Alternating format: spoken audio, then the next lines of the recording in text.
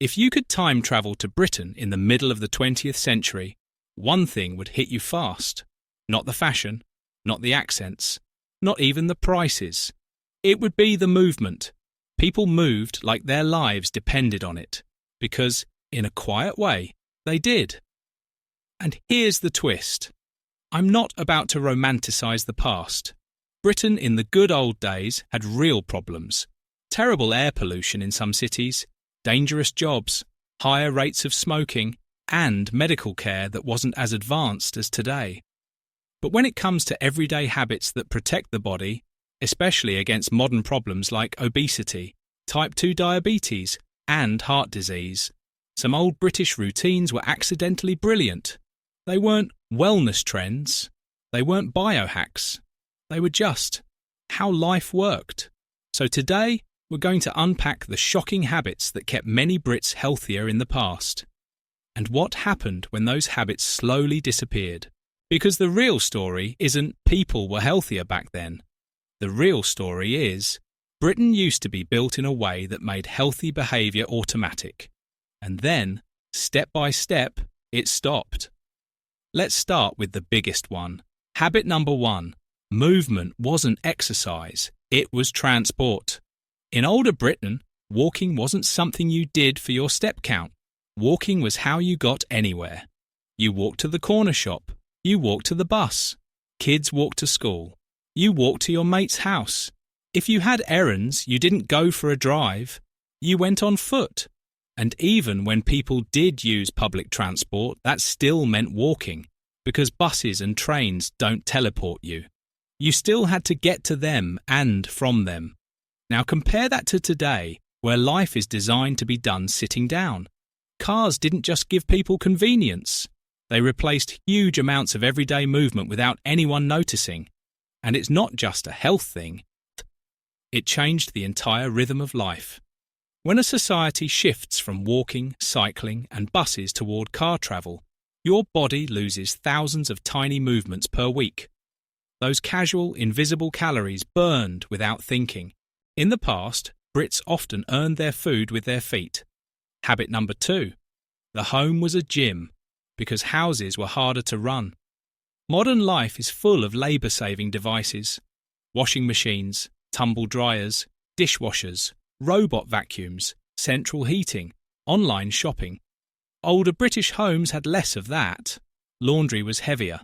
Cleaning took longer. Shopping wasn't one huge online order. It was carrying bags from local shops. Even heating the house could mean hauling fuel, managing fires, dealing with cold rooms. This wasn't glamorous, but it meant your day naturally contained physical work. And here's the uncomfortable truth. A lot of modern "I'm tired" is not from physical effort. It's from mental load and screen fatigue. Older fatigue was different. It was the tiredness of moving. Habit number 3. Meals were structured, and snacking wasn't normal. This one shocks people, because we've been trained to think that constant small meals are natural. They're not. A lot of older British households ran on clear meal times: breakfast, lunch, tea, dinner, or some version of that depending on region and class. But what wasn't normal was grazing all day. The modern pattern: snack, drink calories, nibble, snack again, dessert, late-night snack, creates something brutal. Your body almost never gets a break, and that break matters. When you constantly eat, you constantly spike insulin. You constantly ask your liver to process energy. You constantly keep digestion switched on. Older Britain, for many people, had more natural gaps between meals, not because of a health plan, but because that's how routines worked. When the kitchen wasn't full of packaged snacks designed to be eaten in 30 seconds, you didn't snack because you were bored. You snacked because you were actually hungry. And even then, there wasn't always something sweet and convenient waiting. Habit number 4. Ultra-convenient food didn't dominate the diet. This is where modern Britain changed the fastest. Today, a huge portion of calories can come from ultra-processed foods, products engineered to be cheap, long-lasting, and extremely easy to eat quickly. Older Britain had processed food, yes, but far less of the modern kind. People ate more meals that had ingredients, not labels, more cooking at home, more simple staples, more predictable meals, more make-do food that wasn't designed by a lab to be irresistible. And you can feel the difference in behaviour. Ultra-processed food tends to do three things. It's easy to overeat, it's easy to eat fast, and it's easy to eat without noticing you've eaten. If you've ever finished a bag of something without really tasting it, you know exactly what I mean. Older meals were slower, more filling, more real chewing, more time before you even reached for a second helping. Habit number 5. Sugar was not everywhere, and for some generations, it was literally restricted. This is one of the most jaw-dropping chapters of British health history. After World War II, rationing didn't end overnight. Some restrictions continued into the early 1950s, and researchers later looked at what happened to people who were in the womb and early childhood during that low-sugar period, especially during the first 1,000 days of life, from conception to around age 2. What they found was wild. People exposed to sugar restriction early in life later showed lower risk of certain chronic diseases and delayed onset of conditions like type 2 diabetes and hypertension. Now, let's be careful.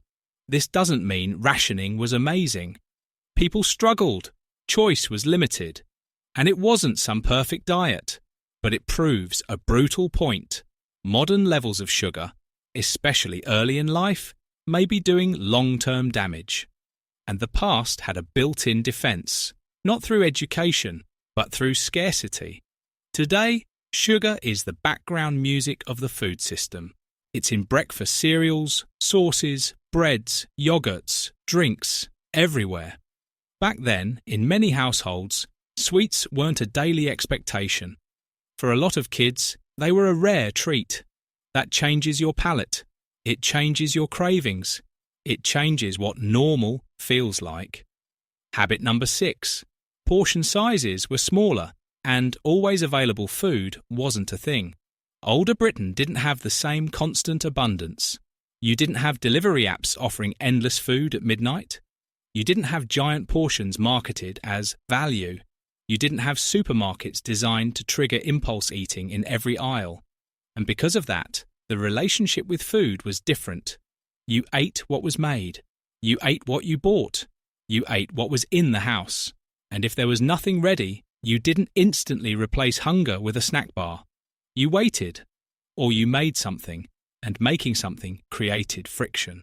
That friction was protection. Modern life has removed friction from eating, and when eating becomes effortless, overeating becomes effortless too. Habit number 7. People spent more time outside because boredom looked different. This might sound silly, but it's real. Today, boredom is solved by a screen in your pocket. You can sit in bed and scroll for 2 hours without moving. Older boredom was physical. You went out, you walked around, you visited people, you did things. Even kids, especially, were outside more often, not because parents were health experts, but because that's where life happened. More outdoor time often means more light exposure, more natural movement, and less constant eating triggered by sitting near a kitchen. And you can argue about the details, but the pattern is clear. When entertainment becomes sedentary and endless, your body pays the price. Habit number 8. The diet had more filler foods that modern diets keep removing. Here's a strange thing about older British food. A lot of it was not designed to be exciting. It was designed to be filling. Oats, potatoes, bread, soups, stews, seasonal vegetables, simple meat portions, fish, porridge, beans, cabbage, carrots. People today hear that and think, that sounds boring. But boredom is sometimes the point. The more your food is built around filling staples, the less it becomes a constant chase for hyperflavor. And fibre, quietly, does something powerful. It slows you down. It keeps you full. It stabilizes blood sugar. It helps gut health. You can eat 800 calories of highly processed snack food and still feel hungry. You can eat a bowl of porridge and feel full for hours. Older Britain leaned more toward the second. Habit number 9. Diet culture wasn't the system. Routine was. Today, people try to fix health with motivation. They download apps, buy supplements, plan diets, count macros, start again Monday. Older Britain didn't rely on motivation. It relied on routine. The routine wasn't perfect, but routine is strong. If you walk every day because that's how you live, you don't need discipline. If you eat at set times because that's how the household works, you don't need a plan. If snacks are rare because the pantry isn't full of them, you don't need willpower. The environment did the job, and that brings us to the real question. If some old habits were protective, why isn't Britain healthier today? Because other things improved massively.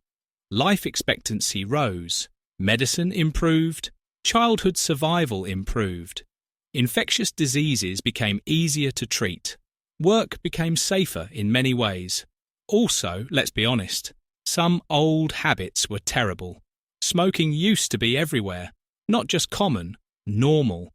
In the 1970s, smoking rates were massively higher than today, and it damaged generations. Air pollution in industrial areas was brutal. Workplace safety was weaker. Diet wasn't always nutrient-rich. Fresh produce access wasn't like today. And for many poorer families, thin wasn't health, it was hardship. So I'm not saying the past was healthier, I'm saying something more useful. The past had built-in guardrails against modern chronic disease drivers. And as Britain modernised, those guardrails disappeared.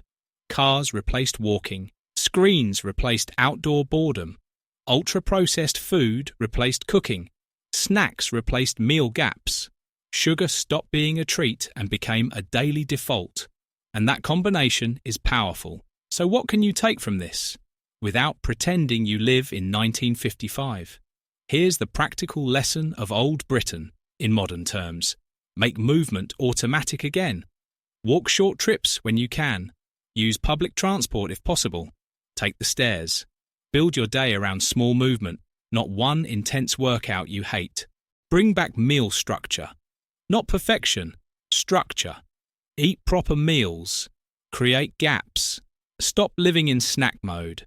Make your kitchen boring in a good way. If the house is full of ultra-processed snacks, your brain will find them. If the house is full of ingredients, you'll eat less by default. Treat sugar like the past did. Not never, but not constant. Especially for kids, that matters more than people realise. And finally, remember the main idea. Health isn't only personal, it's environmental. Older Britain accidentally made healthier behaviour normal. Modern Britain made unhealthy behaviour convenient. So the real challenge isn't becoming a different person. It's rebuilding a daily life that quietly supports your body again.